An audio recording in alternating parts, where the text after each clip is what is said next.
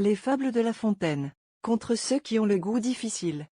Quand j'aurai, en naissant, reçu de Calliope les dons qu'à ses amants cette muse a promis, je les consacrerai au mensonge d'Ésope. Le mensonge et les vers de tout temps sont amis. Mais je ne me crois pas si chéri du Parnasse, que de savoir orner toutes ces fictions. On peut donner du lustre à leurs inventions. On le peut, je l'essaye, un plus savant le fasse. Cependant jusqu'ici d'un langage nouveau. J'ai fait parler le loup, et répondre l'agneau. J'ai passé plus avant. Les arbres et les plantes sont devenus chez moi créatures parlantes. Qui ne prendrait ceci pour un enchantement? Vraiment, me diront nos critiques, vous parlez magnifiquement. De 5 ou 6 contes d'enfants.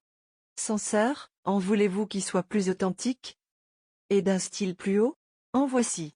Les Troyens, après 10 ans de guerre, autour de leurs murailles, avaient lassé les Grecs, qui, par 1000 moyens, par 1000 assauts, par 100 batailles, n'avaient pu mettre à bout cette fière cité. Quand un cheval de bois par Minerve inventé, d'un rare et nouvel artifice, dans ses énormes flancs reçut le sage Ulysse, le vaillant Diomède, Ajax l'impétueux, que ce colosse monstrueux, avec leurs escadrons devait porter dans Troie, livrant à leur fureur ses dieux même en proie. Stratagème inouï, qui des fabricateurs paya la constance et la peine. C'est assez, me dira quelqu'un de nos auteurs. La période est longue, il faut reprendre haleine. Et puis votre cheval de bois, vos héros avec leurs phalanges, ce sont des contes plus étranges qu'un renard qui cajole un corbeau sur sa voie. De plus il vous sied mal d'écrire en si hostile. Eh bien, baissons d'un ton. La jalouse Amarie songeait à son Alcippe, et croyait de ses soins n'avoir que ses moutons et son chien pour témoins. Tirsi qui l'aperçut, se glisse entre des saules.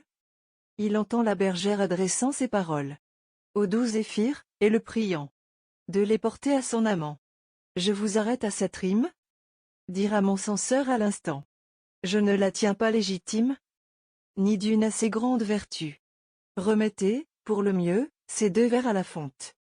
Maudit censeur, te tairas-tu? Ne saurais-je achever mon conte?